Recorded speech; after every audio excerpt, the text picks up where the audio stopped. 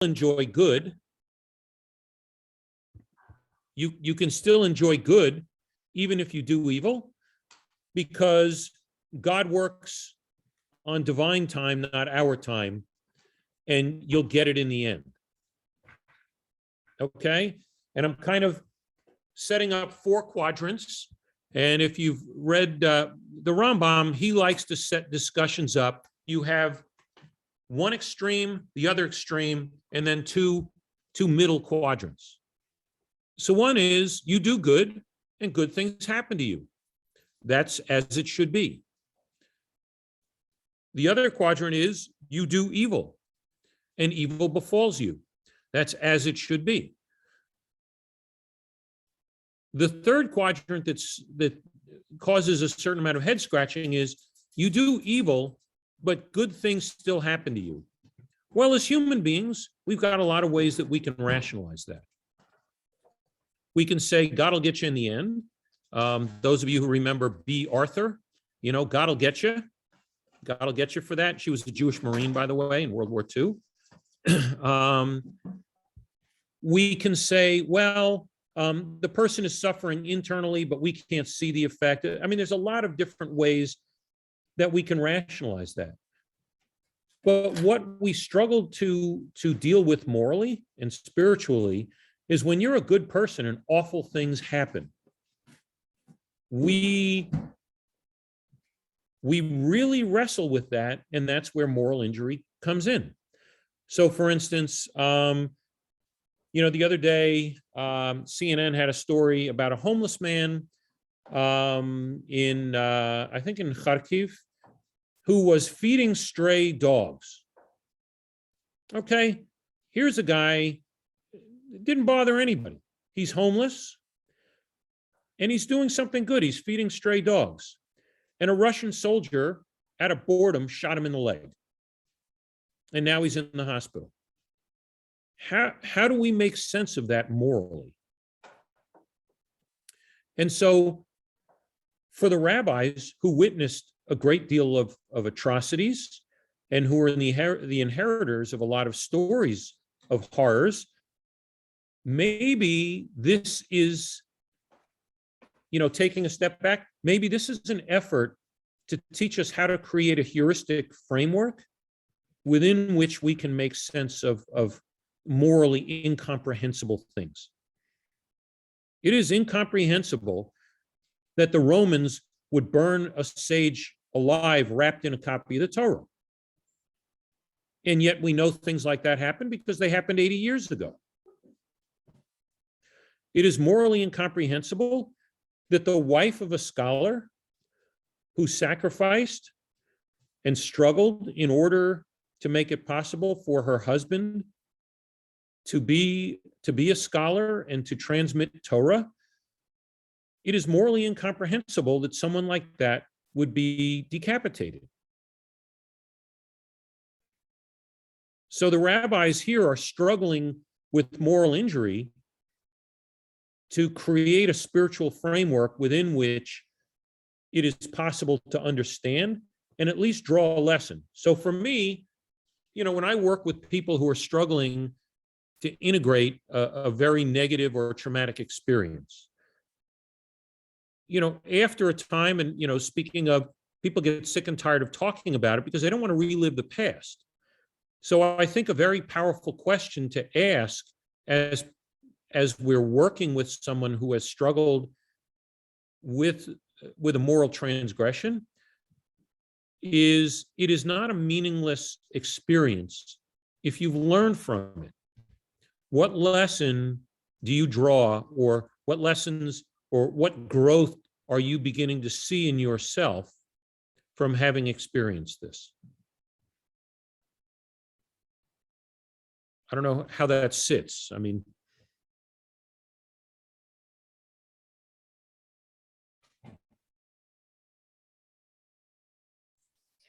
well, in this particular scenario, there's no growth opportunity. There's no sense of the wife, of, sitting with the wife and saying, you should have protested, your husband doing this. Why didn't you? and going through, well, this was happening and that was happening. And similarly with Reb Hanina ben Tradion, to me, the punishment was pure arbitrary cruelty on the part of whoever was punishing him in that way.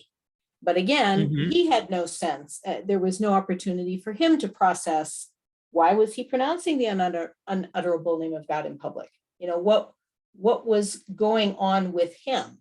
So to me, in both of these scenarios, there is action taken, at least as, if you take the Peshat level of this text, of action equals punishment.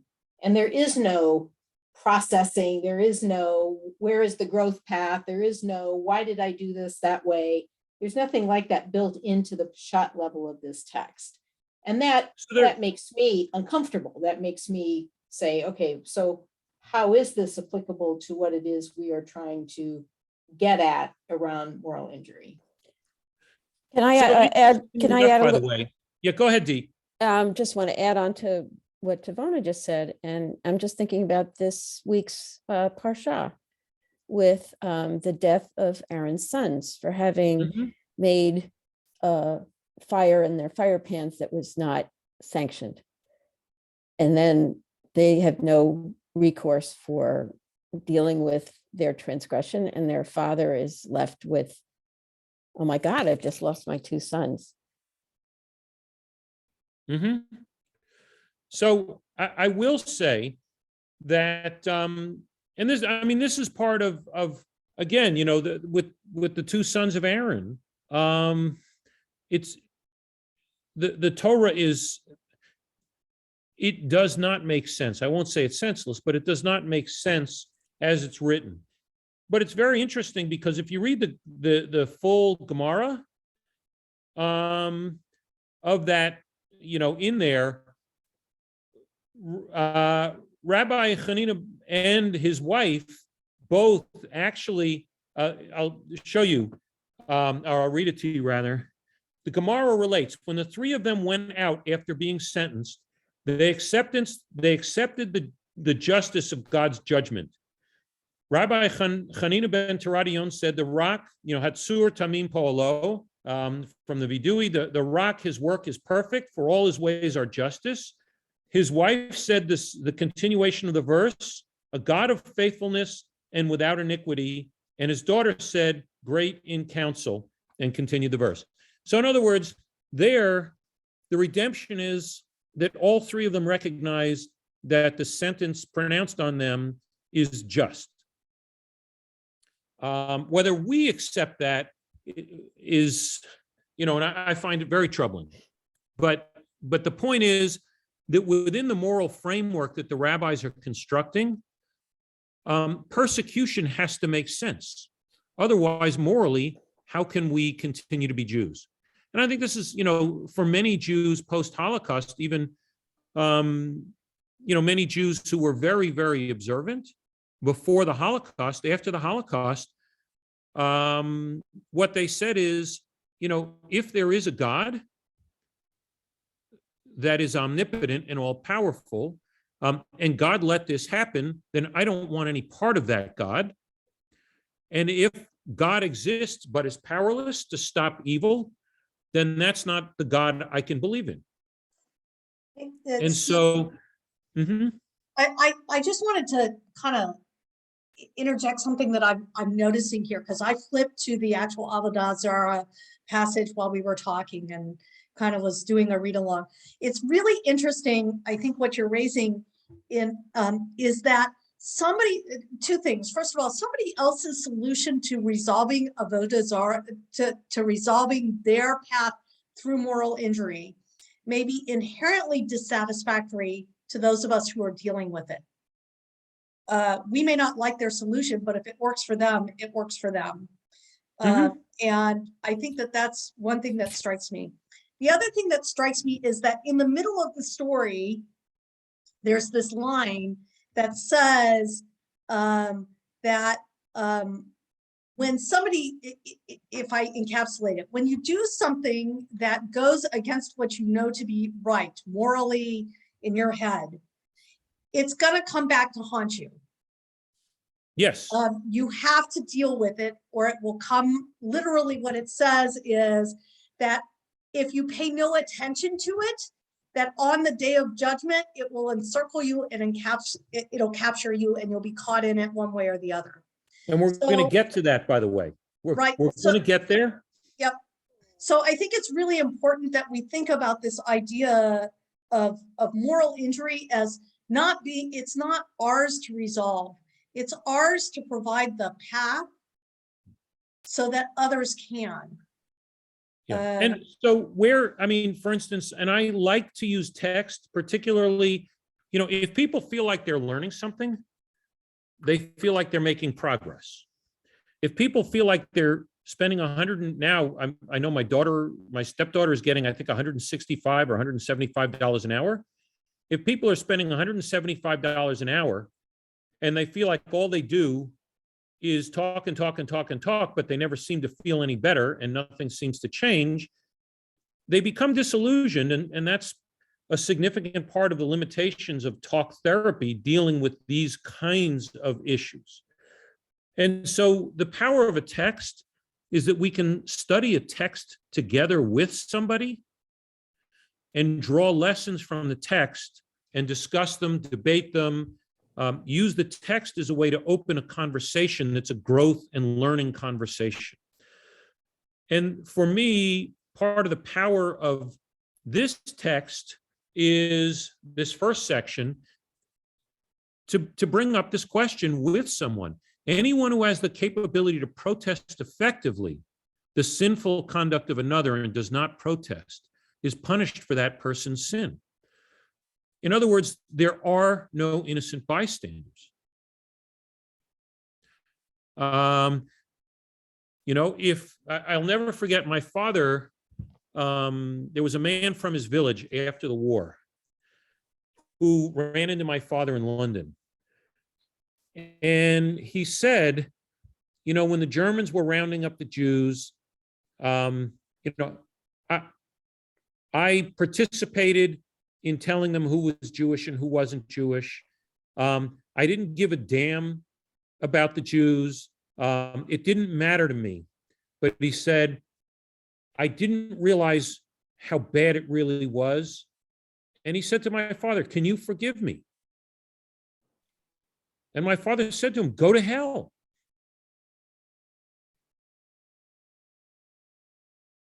And so one dimension of the moral injury we all feel, I have to tell you, being in the military during the massacre in Rwanda, I felt moral injury. I had the ability, simply by wearing my uniform, if I had shown up in an airport in Rwanda wearing my uniform, I could have protected people, because nobody wants to kill an American in uniform and risk the wrath of the American government. Bill Clinton lives with moral injury. And when he is asked, what is the greatest regret you have from your time as president? He says, not intervening and stopping the massacre in Rwanda. So for those of us who were in the military, I know if the United States calls me up and says, hey, Steve, tomorrow afternoon, you're on a plane and you're going to Ukraine to help, we're only taking volunteers. The United States would have 100,000 volunteers within the first hour that they opened the opportunity. So I think there's a certain level of, do we suffer harm because we don't protest the sinful conduct of another? And are we punished? Yeah, I think morally and emotionally, spiritually, we are suffering. As Americans, we're suffering. You know, the president yesterday at the close of his remarks said, for God's sake, this man cannot remain in power. How many people breathed a sigh of relief and said, finally, somebody is saying what we're all thinking. And now the White House has to walk it back. And how many of us are thinking, you've got to be kidding? So that's why I say, I think that the text and using this text, on the one hand, we're uncomfortable with the reality that that people are punished for other people's sins, but the truth is that we do experience a punishment, but it may be an emotional, a psychological, a spiritual, a moral punishment that we experience. And I think that for me is the part of the power of this first text. Now, the second part of the text is the Gemara asks, and why was his daughter condemned to sit in a brothel? In other words, his daughter was taken as a prisoner of war and was sold as a slave in a Roman brothel. As Rabbi Yochanan says, once the daughter of Rabbi Chanina ben Teradion was walking before the nobles of Rome, and they said to each other, "How pleasant are the steps of this young woman." Upon hearing this, she immediately took pains to keep walking in such a manner that her steps would continue to be pleasing to them. And then the Gemara goes on, it means that the sins that a person tramples with one's heel in this world, in other words, dismisses and pays no heed to them as they seem to lack importance, come and encircle him on the day of judgment.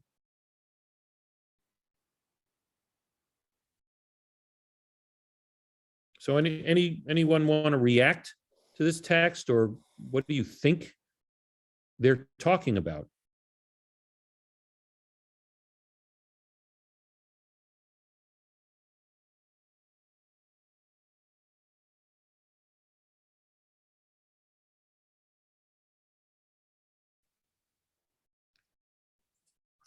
Unless she felt that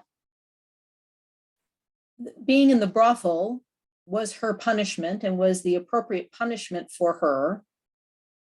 And therefore, if they are taking pleasure in seeing, that's part of her punishment. And so she keeps walking to keep on the punishment.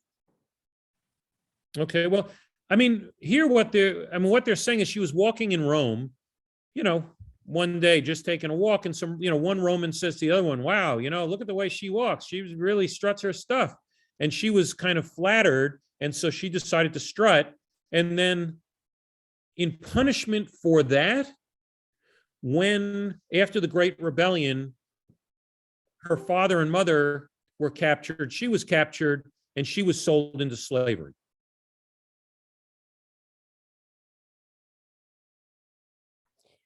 So, Oh, I see. So I'm sorry. So I interpreted this as being while she was in the brothel. No. This was Sorry, separated okay. by years. Got it. Okay, sorry. so is she then also like her mother was in a way, a witness to her father's discretion, and so for that she gets punished again? No, this is not connected to her father. This is just connected to her walking by the nobles of Rome. Yeah, somebody Okay. says, and she kind of hikes her skirt up a little bit higher and shows some ankle. I think actually though, you could read it as attached. So I don't think that your reading of it that way are totally incorrect. On a Peshat level, so you could read it as attached if you read it as a consequence of the other story, Steve. Like several years later, this happened. Right. You could read this as she sees this as a fitting punishment for not doing anything and this other stuff that happened to her parents when she was growing up. That's one way to see it. If you read the totality of the parak, it's not, because she actually, the rabbis go on later to say that she actually is never violated while she's in the brothel. Yeah. So she's not looking to advertise her availability in the brothel. This Yes. is prior to the brothel. So, and then the other thing I want to suggest is that you can, and you'll probably bring this in, Steve, you can read this as, you can read this on the Peshat level, which is how we just read it. But what if this is not Peshat? That this is talking about how we deal with our own sin that we engage in and our own wrongdoings. Yeah, no, absolutely. So for starters, this is the rabbis, Rabbi Yochanan. What he's saying is, well, what was she wearing? Okay. Up So this is until blaming the recent- victim? Yes, this is blaming the victim. She brought it on herself.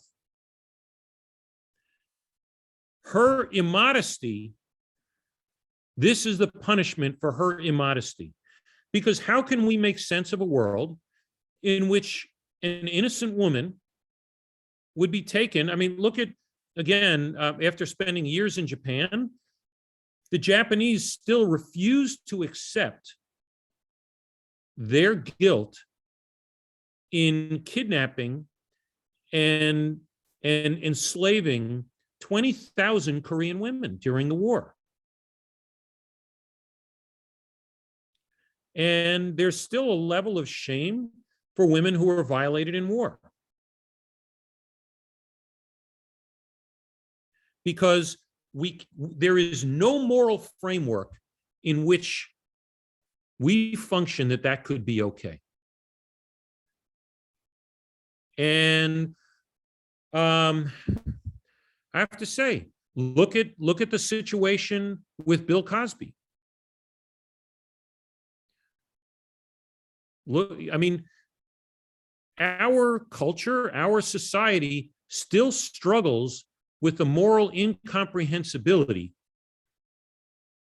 of how these things happen. And we struggle with it on an individual basis. But we don't come to terms in any way, shape, or form with it when we are talking about, at a societal level. I'll give you a good example. Almost anyone who has African-American ancestry that goes back at least 100 years in the United States has white ancestry. How do we grapple with the idea that the author of the Constitution, Thomas Jefferson, for all intents and purposes, raped his sister-in-law and enslaved his own children? The sin of slavery is not simply the sin that we enslaved a foreign people. The sin of slavery is that whites were such monsters that they could make slaves of their own children. Try teaching that in Virginia.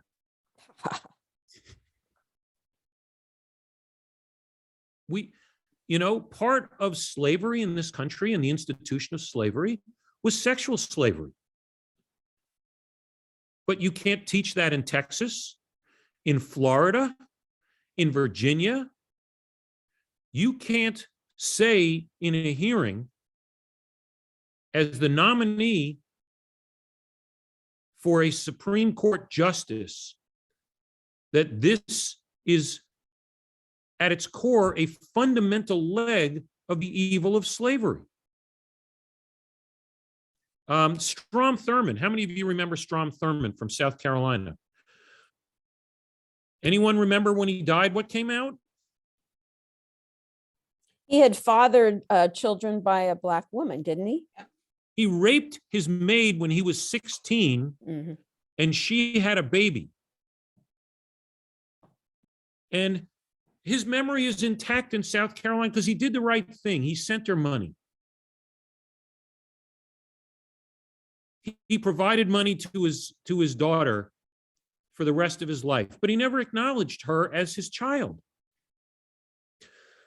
So what is the moral injury? As a country, we have created a heuristic framework that allows us to function. But when we stop buying into that heuristic framework, we experience moral injury.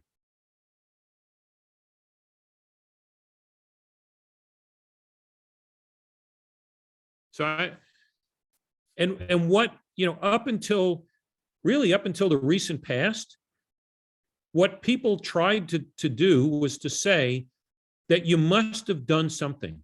But now I'm going to turn it on its head. I'll never forget, I don't know if I shared this last time. One of the very first traumatic deaths I dealt with was a young man from Richmond, Indiana. I was in Bloomington, Indiana, and this young man's first name was Israel. He was 19 years old. He snuck out of his parents' house and drove to IU to hang out with some friends at the Sammy House. He was really drunk and passed out upstairs on a couch. One of the people who was a townie at the party got kicked out of the party. And he came back later. He was drunk and he was angry. And he poured gasoline on the steps of the fraternity house and set it on fire. Everybody got out of the house, but Izzy. He died of smoke inhalation because he was passed out in the chaos, in the dark. He died. So, long story short, I arranged the Chevra Kadisha. We did the Tahara, and then I accompanied his body up to Richmond. And his father kept saying, "I killed my son. I killed my son." So the story came out. The father had a brother, an older brother named Israel. And the family was in the junk business. They were in the scrap business. And when the older brother was 19, there was a flood in a storm, and one of the warehouses that they had flooded, and there were a couple of inches of standing water, and a live electrical cable had fallen into the water. And so when Izzy went to check on the warehouse, he stepped in the water and was electrocuted and killed. And the father said, "I murdered my son because I named him after my brother. They both died in a fire. I killed my son." And he struggled to get, I lost touch with the family, but I think that somewhere there is a part of his mind that the way that he makes sense of his son's death is, it can't be completely random. So I did it. It's my fault. I did it.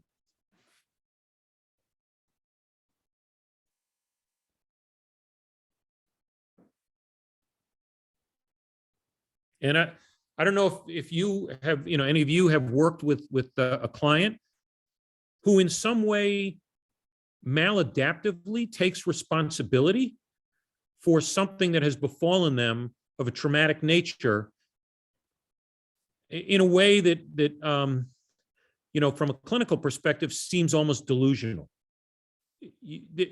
What you did there could not possibly be the cause of what happened to you here.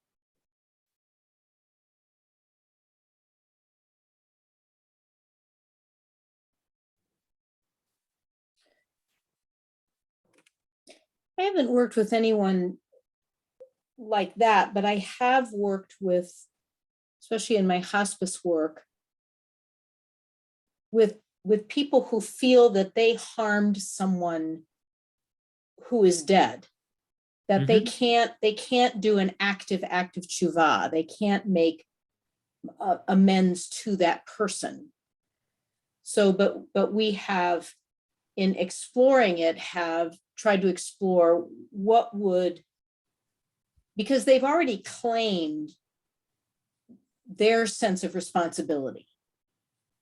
And then worked on, is there a next generation of that person harmed, to whom you could reach out and tell this story, or make amends if there was a monetary issue by that. I mean, kind of worked in a very, very case by case kind of situation in that way, but not, I personally have not been involved where someone was claiming to have done a wrong that seemed difficult to track in some sort of factual or logistical way. Okay.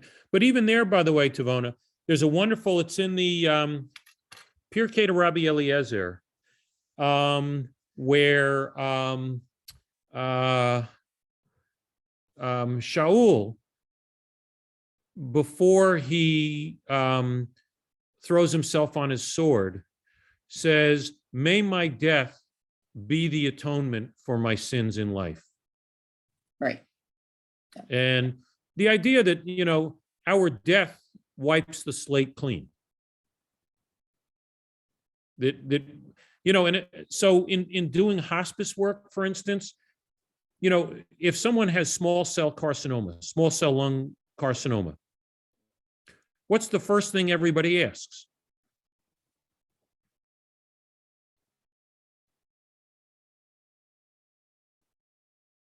In the Did you lungs? smoke? Did you smoke? Did you smoke? If you smoked, you had it coming. Okay. I love movies. And I mean, for me, movies, for a lot of reasons, probably part of the reason that I love narrative as an approach. But movies frame it. So if have you seen the Clint Eastwood movie? And Clint Eastwood is crazy, and he's gotten crazier as he's gotten older. So this is not an endorsement of his personality, but the movie Unforgiven, where little Bill is laying on the floor and Clint Eastwood is about to finish him off. And little Bill says, "I don't deserve this. I'm building a house." And you remember what Clint Eastwood's character says? No. Deserves got nothing to do with it. That encapsulates it. Deserve has nothing to do with it, but we struggle to accept morally that sometimes things happen that are so completely out of the realm of the way that we do the math that we have to blame ourselves because we can't accept that we live in a universe where random things happen.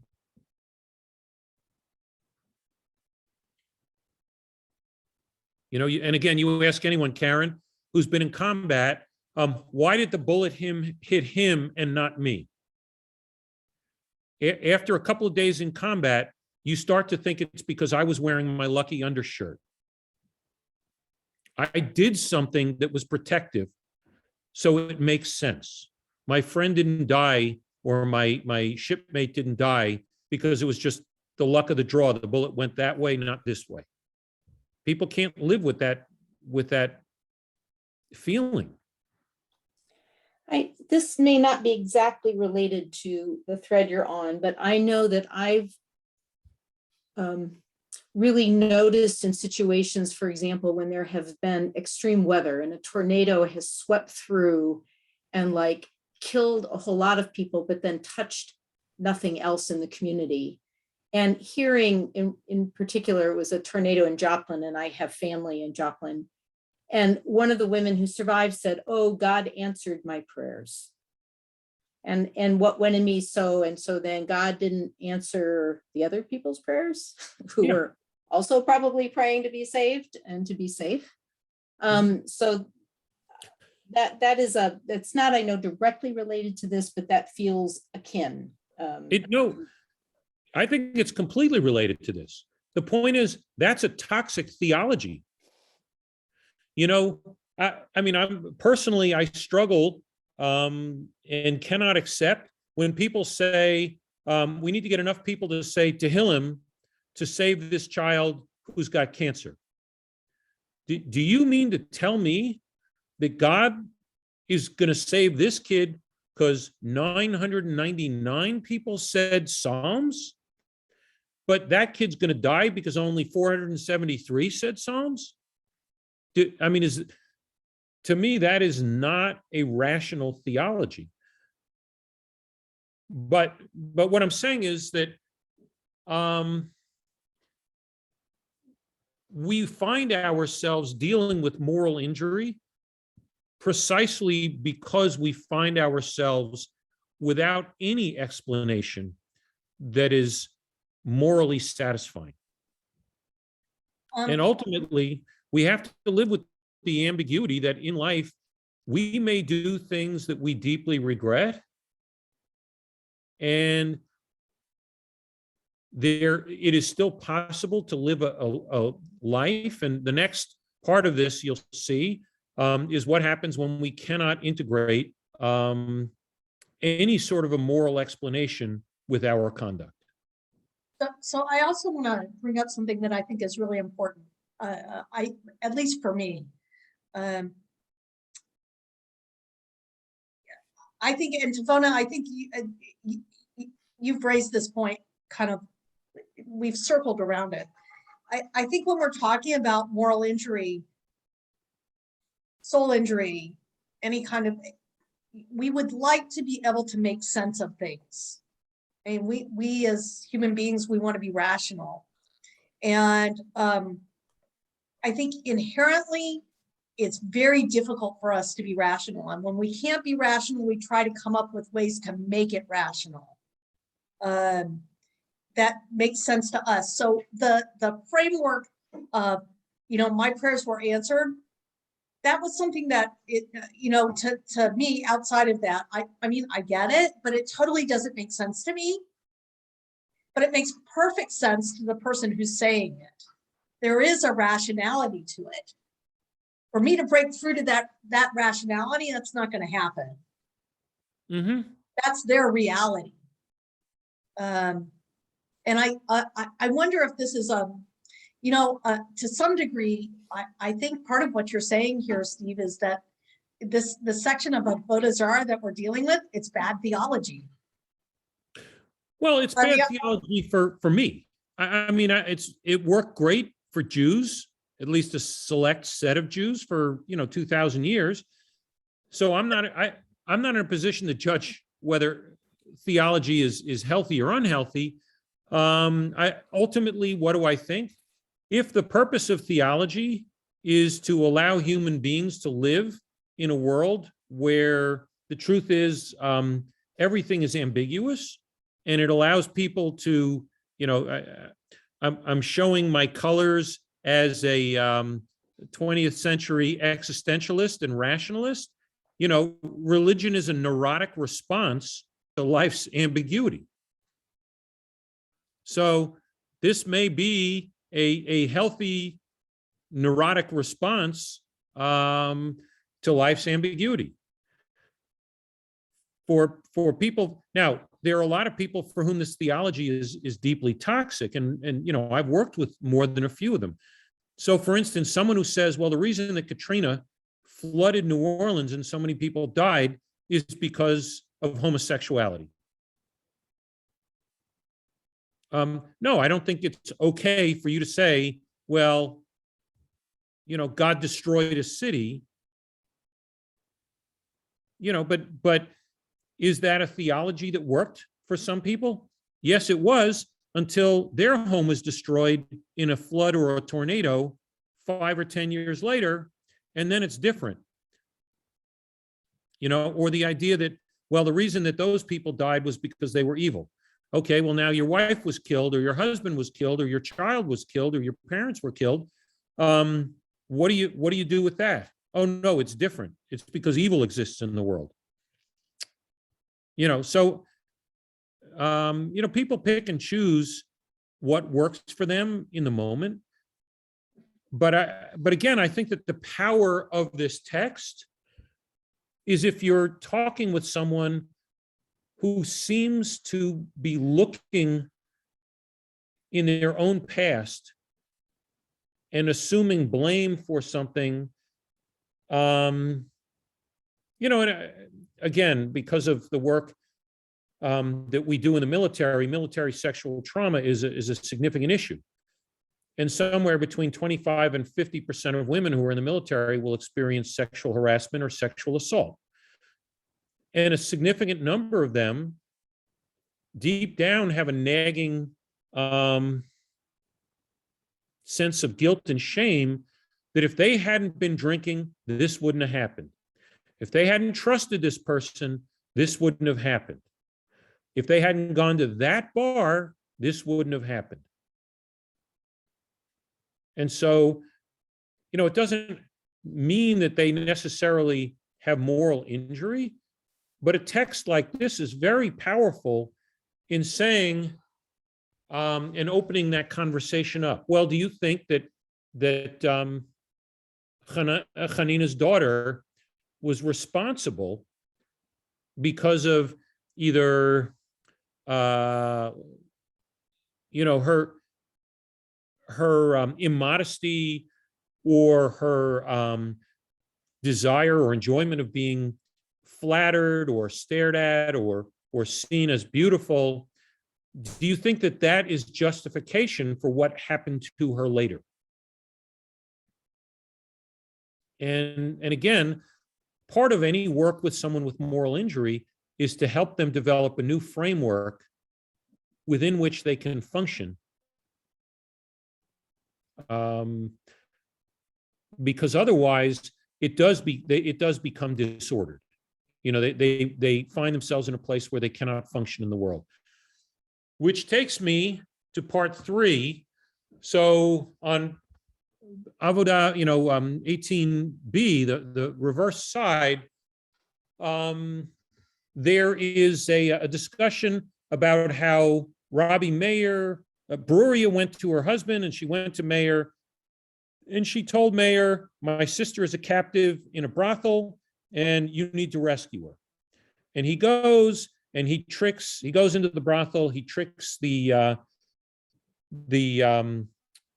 proprietor of the brothel, and he gets his sister-in-law and he helps her escape. And so that leads into a series of conversations about what happened. And the Gemara relates, Bruria, the wife of Rabbi Meir, was the daughter of Rabbi Hanina ben Teradion. Okay, so already, Bruria, there's a number of stories about her within the text. And if you've read As a Driven Leaf, she's got, kind of a prominent role. And she's one of the only women in the Talmud that has a speaking part. And she actually is respected by the rabbis.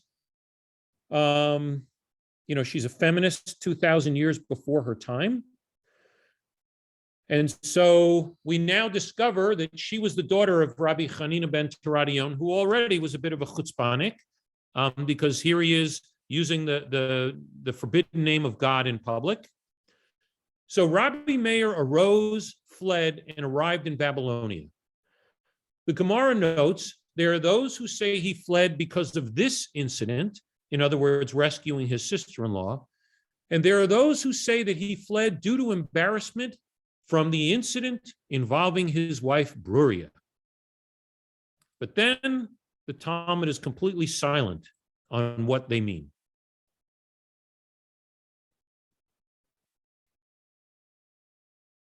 So Rashi, 700 years after the Talmud was compiled, Rashi says, at one time, Bruria mocked the saying of the sages, the conviction of women is weak. In other words, women are weak-willed. And Rabbi Meir said, by your life, in the end, you will admit to their words. In other words, you'll see the rabbis are right. So he commanded one of his students to test her with a matter of sin. In other words, he tested one of his students. He told his student, rather, I want you to try to seduce her. And the student pleaded with her many days until she agreed. And when she found out that this had been a test set up by Rabbi Meir, she hung herself. And Rabbi Meir ran away due to embarrassment.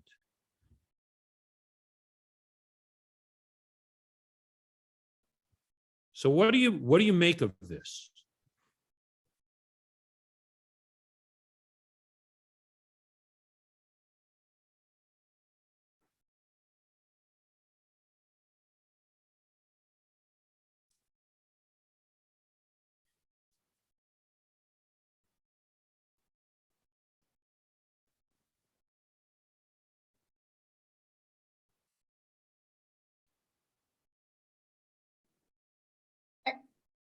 I think the silence of the Talmud is deafening.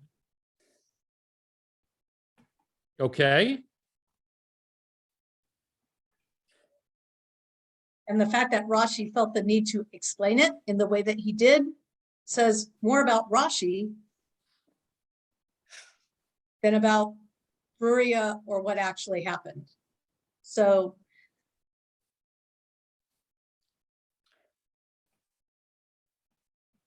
I also think there's layers here. I mean, it's not only, it's like there's these individual storylines. So let's keep Rashi. I agree with you, Karen. Rashi's got Rashi's own storyline in this.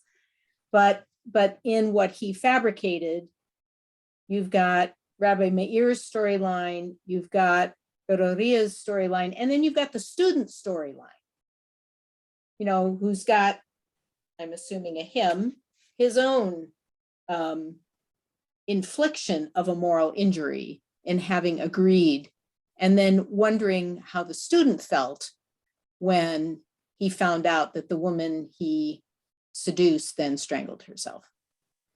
So you've got layers and layers of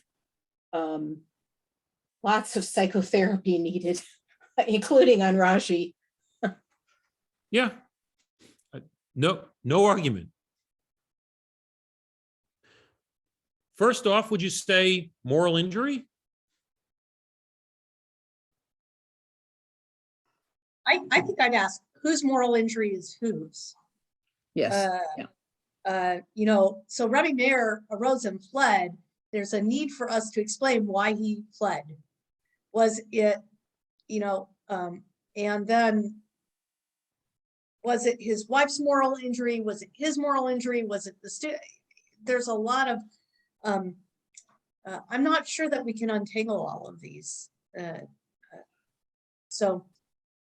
Well, I agree with you, Karen. I think that there's a lot missing in this story that I'm sitting here with my mouth sort of hanging open.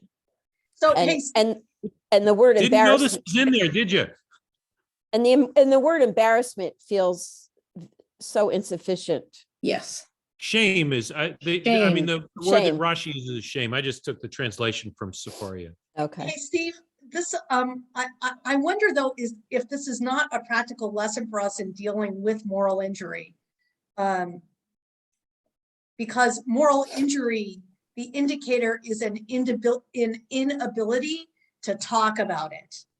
Like, one day if I use a military example, one day I was going out and we had a firefight to go and fight on, and I got all my gear on. I went into the helicopter, I loaded up, we got ready, we flew out, we did our landing, and then James died. Or I woke up in the hospital. And then my friend was dead. There's a whole, that's how it looks like to us. There's like a whole bunch of stuff missing, and that's how it feels to me. So again, and this I mentioned last time, neurologically, there is a dimension to PTSD for certain, where Wernicke's region of the brain is fully functional. They do fMRIs. Receptive language is fully intact. And so people are able to listen, hear, recall clearly words and thoughts at the moment of the trauma. But Broca's region, there is restricted blood flow. And so you're dealing with PTSD. For me, that was one of the indicators that I knew the PTSD was real, was because all you could say was, and then he died, and people were incapable of articulating because that region of the brain actually blood flow constricted, and that part of the brain shut down, and you could watch it on an fMRI. And rather than using speech or language to communicate what had happened, people became emotional, overwhelmed, and overcome by emotion. And so here, there is no processing verbally of the events. So one of the things that, again, Tivona, one of those things that people often process as they're approaching death is infidelity. Yes. Okay.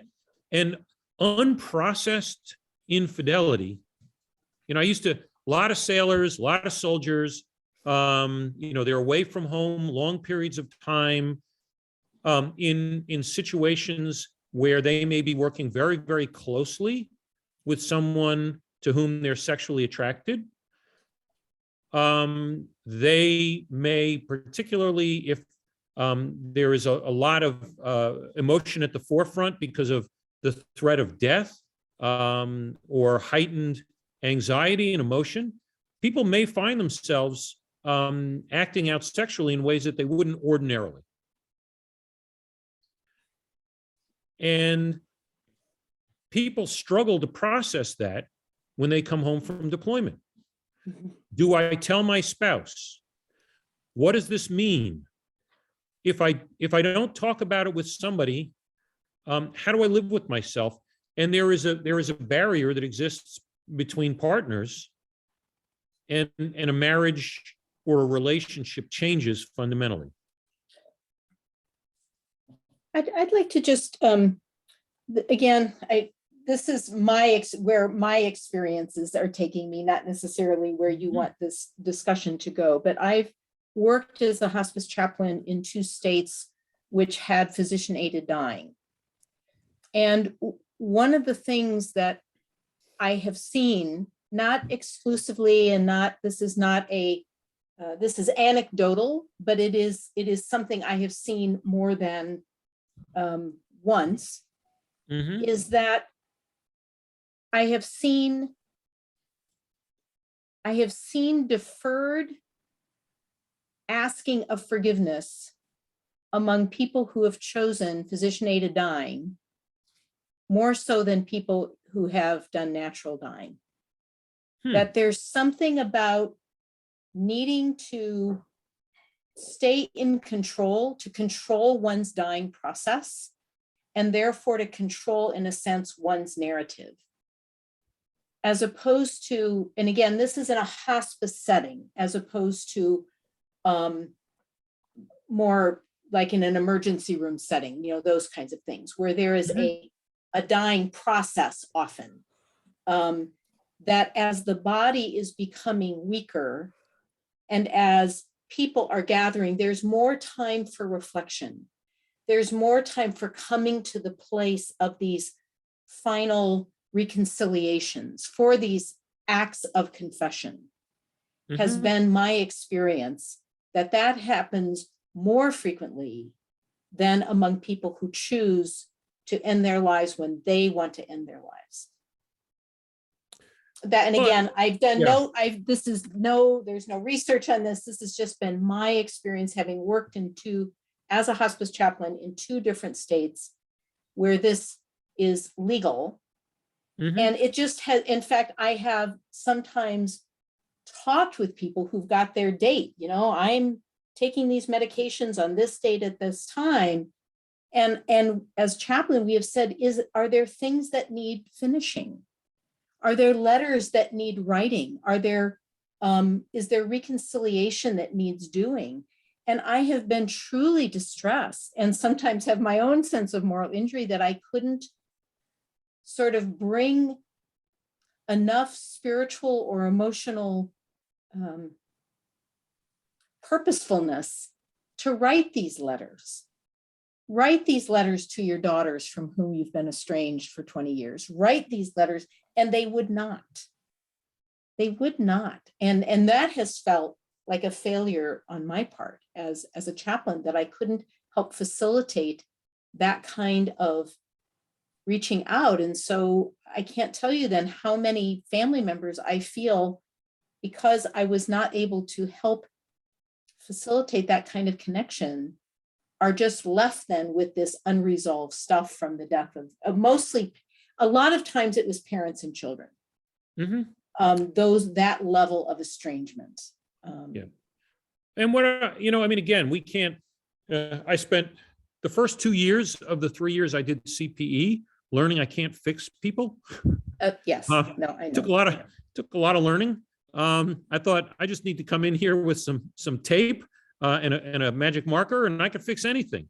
Yes, I'm aware of that. But part of the power of this story is, and there are other similar kinds of stories where within sacred stories, it doesn't have to be Jewish sacred literature, where reading a story like that together and saying, can you help me understand where you locate yourself in this narrative? Are you Bruria? Are you choosing death rather than trying to understand and address the consequences? Are you Mayor? You blame yourself for the failure of your relationship? Are you the student? Are you some stranger who walked into the lives of other people and you feel alienated and you feel like you're just a stranger who ruined everybody's life? And that would be, one way that, for instance, I would use this story, or something similar, something from either, somebody's in a different faith tradition, or somebody has no spiritual connection per se whatsoever. I mean, to me, by the way, Bruria is the Jewish Anna Karenina, or Anna Karenina is the Russian Orthodox Bruria.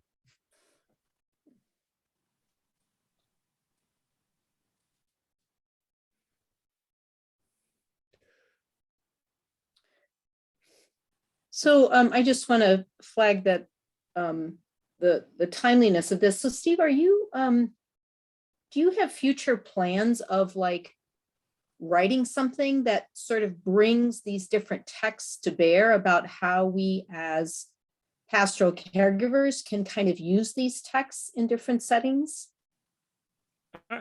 I did write an article, Karen. I think I sent it to you. You're free to send it around. I did an article. I worked with a man many years ago, and it was a case study. But I did review the literature. So part of the case study was a literature review. And he was Christian, but a very devout Christian. And to cut to the chase, he was completely dysfunctional sexually. He had never had a sexual partner, and he was a man in his 70s. He actually had engaged in some inappropriate sexual behavior. He had been a nurse at one point. And he could not go into detail, but he kept hinting about this brother that he had. He had several sisters and an older brother. And he had a toxic relationship with this older brother, and the older brother was a bully and a hateful human being. But for some reason, he had some power over him. And he sort of hinted at inappropriate behavior, but nothing deeper than that. So we took the story of Isaac and Ishmael, and I unpacked the story of Isaac and Ishmael, both the hints in the Torah and commentaries. And if you read, so the pun on Yitzchak is lisachek, and lisachek means to have sex with. I mean, it's a euphemism for sex. And so when it says that Sarah saw Ishmael mitzachek in Yitzchak, one authentic interpretation is he was molesting Isaac. He was 13 years older, and he was molesting his younger brother. And so, we read that together, and I explained the rabbinic interpretation. And I said, Isaac never talks in the text. I mean, the only speaking part Isaac has is, "Hey, Dad, what's going on here?" But he's really a passive actor in his own story. And his favorite child is the brother who's the bully. And I said, it is clear that Isaac was victimized by his brother, was molested by his brother. His father failed to intervene. His father basically sits on the sidelines. Sarah comes to him and says, "Listen, I caught Ishmael raping my son." And Abraham says, "Well, I don't know. I'm not sure what I should do with that." And so we had a very, very intense conversation about the role of the father, the role of the brother in sexually victimizing a younger brother. And this man, through that conversation, was able to disclose his brother, when his brother was 14 and this man was 10 or 11, had arranged for a friend to rape him while his brother watched. And he tried to tell his father, and his father basically told him, "You're a sissy, you're a disappointment, you're a disgrace."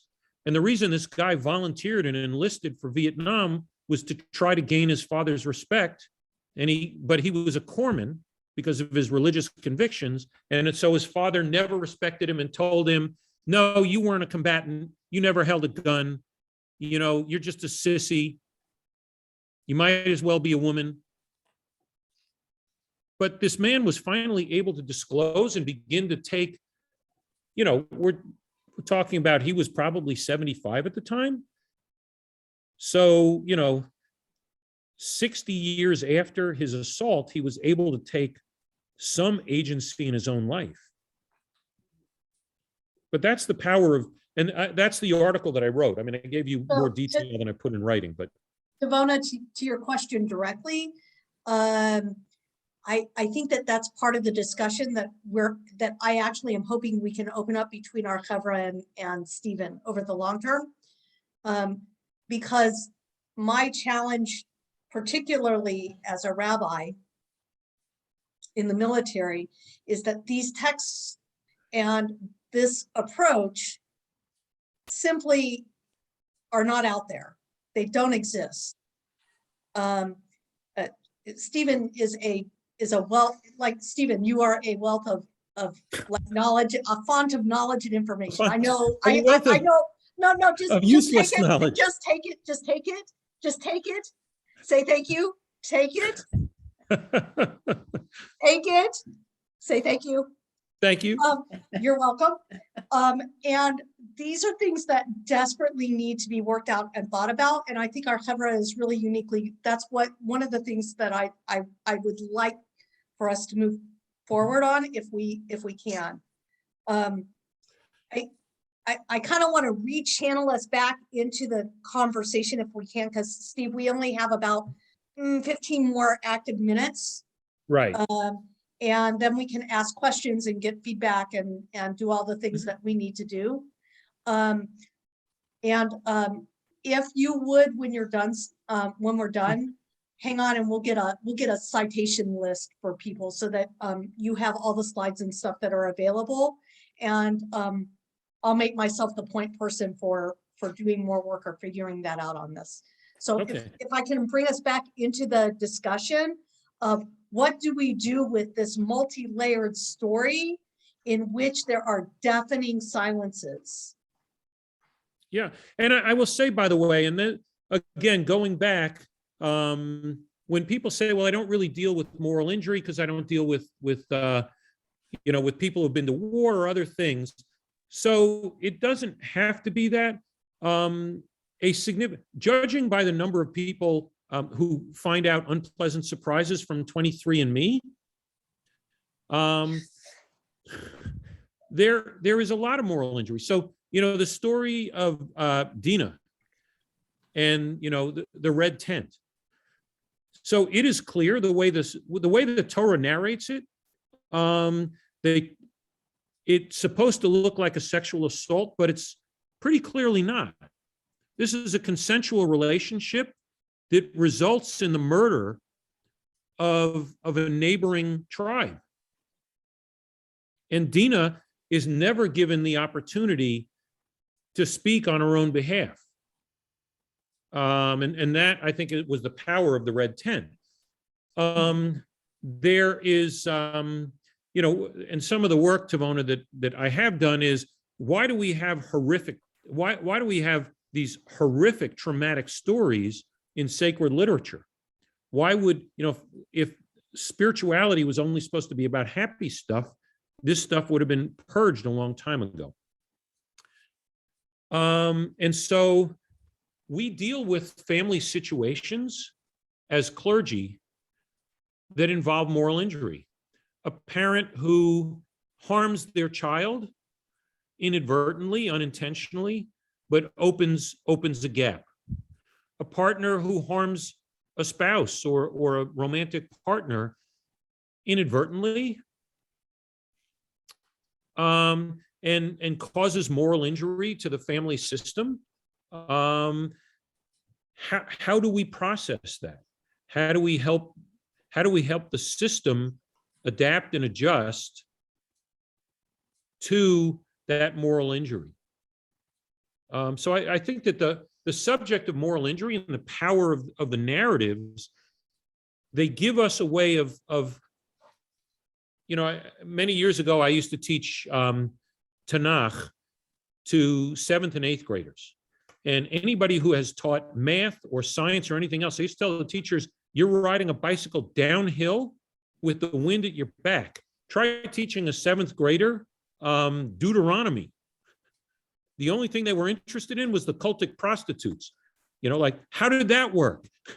But my point is that these stories and these narratives are so powerful because they help us locate ourselves when we are unable, because of the trauma, and Broca's region is not functional, and we can't talk about our own individual experience. Analyzing a text or a narrative that is not our narrative allows people to begin to open up the channels that are clogged, to talk about, to say to, this man, well, how do you think Isaac was feeling? What do you think Isaac thought about his father? What do you think Isaac thought about his brother? Because it's in the third person, you can verbalize it and then say, okay, you've spoken about how Isaac felt victimized a second time by his father, how Isaac still had to live in a household with this abusive brother, how Isaac felt guilty because he caused Ishmael and his mother to be kicked out in the wild. How did he feel once he told his story that, oh my God, look what I've done to my family? You've talked about it in the context of the story. How do you think that relates to your own experience?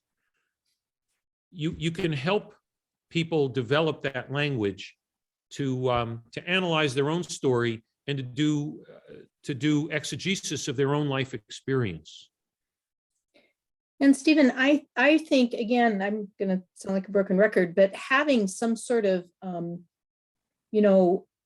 a book where you have laid that out. I mean, I know that when I was in inpatient psych, I used Psalms a lot for that. Mm-hmm. I used the storyline of the lament or the crying out of the psalmist for, I've done all of this bad, or people have done this to me, and use that. So to open up, texts that you have found in a very different kind of setting to be particularly useful or poignant for, these different kinds of situations, I think would be enormously helpful, really enormously helpul. Can I make a suggestion? Mm-hmm. Steve, if you, and Tavona, you may want to think about this also. I'm happy to be kind of the house to house this, be the hub for this. I wonder if there are other stories there are other stories out there that have made a difference in the work that you've done. Yeah. Oh, yeah. I developed a curriculum years ago that I used for the groups that I ran at the VA hospital, and they were not all Jewish texts by any stretch of the imagination. So there's one text. There was a woman who had two daughters. You know, it's a Chinese story. This woman had two daughters. One was an umbrella salesman or saleswoman or salesperson, and the other one sold noodles. And you know, whenever it was sunny, she was unhappy because her daughter who sold umbrellas wasn't making a living. And whenever it was raining, she was unhappy because her daughter who made noodles was unhappy. And then she went to some, you know, wise sage who said, you're looking at it all wrong. You know, when it's sunny, your daughter, the noodle maker, can make noodles and hang them out to dry. So she's making a living. And when it's raining, your daughter, the umbrella salesperson, is making a living because she's selling umbrellas. So no matter what the weather, you can be happy. You know, and to use that as a jumping off point for reframing and for context making. You know, what's a different context within which you could frame this experience that you're having? And I will be autobiographical. My mother sees the dark cloud around every silver lining.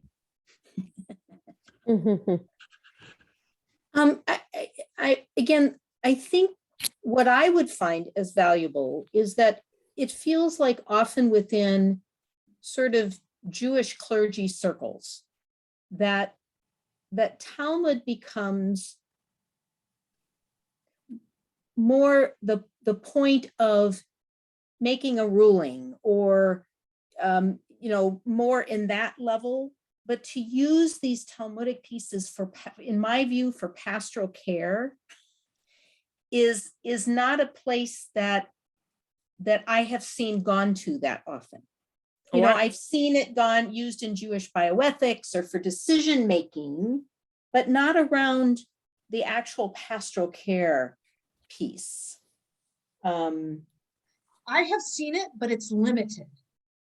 Yeah, I'm not saying never, but Yeah. but I think it would be a useful thing to have a body of work around. Here are some of these really, really difficult texts and how they can be used, not just for debate, but actually used in pastoral care settings.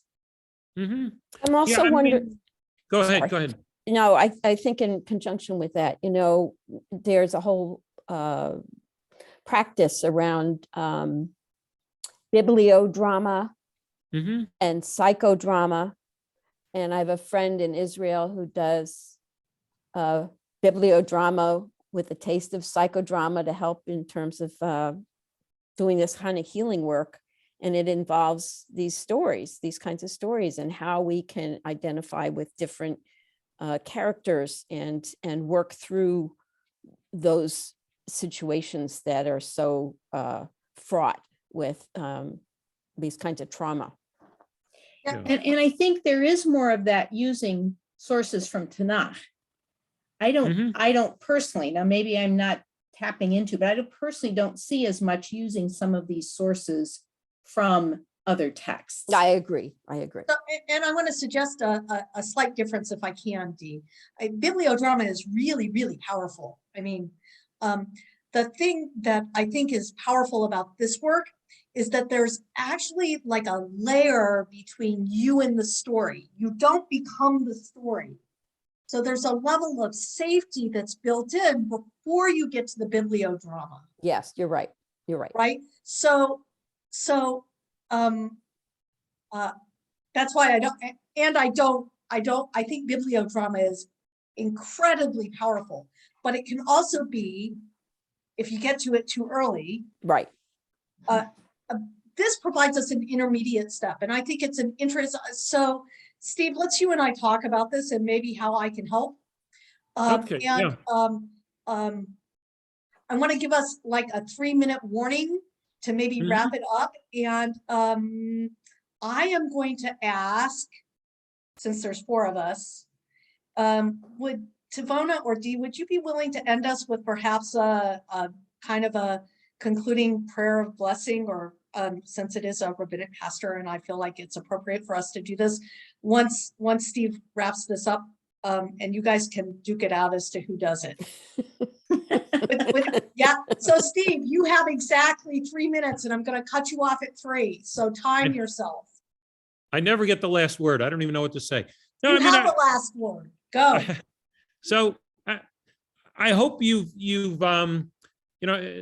I hope this kind of opens up not only the whole discussion of moral injury, but also shows that this is the domain of clergy, not the domain strictly of clinicians, and that there is a tremendous power. Our tradition is, our textual tradition is 3,700 years old. It worked for 3,700 years. It didn't stop working 40 or 50 or 60 years ago.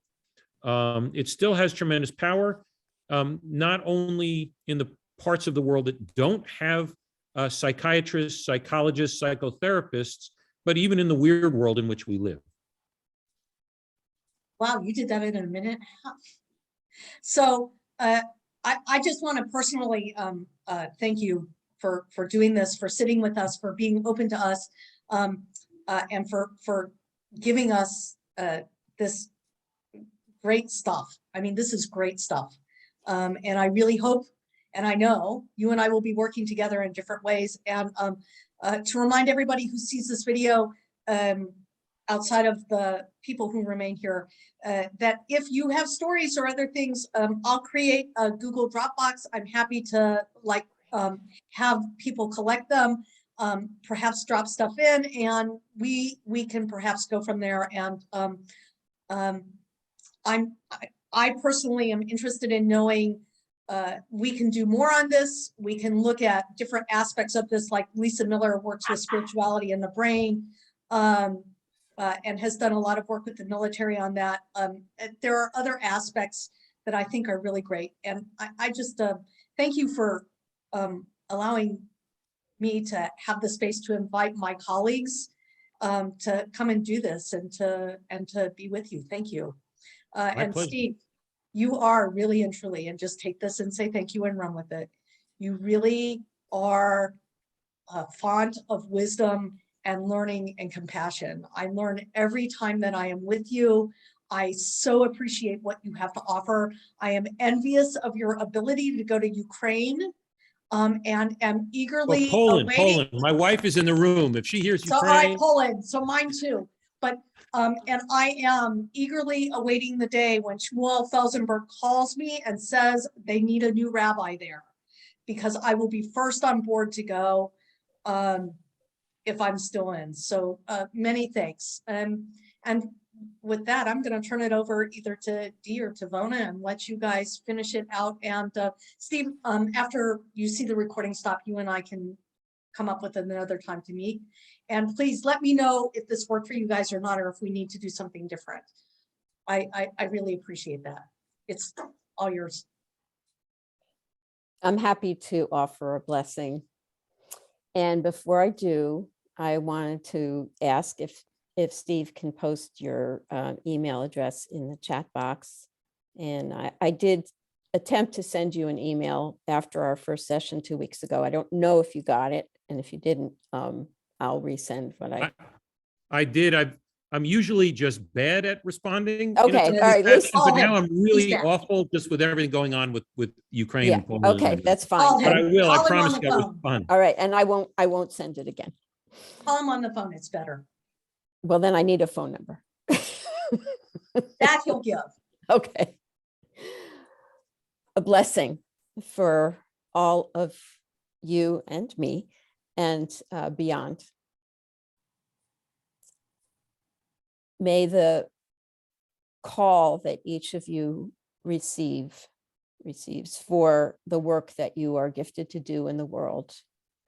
May you be blessed with the resources, the energy, and the support that you need to step into those situations, no matter how difficult, that are calling for you for there is no one else but you with those gifts to do this work in this moment. May you be kept in safety and in love.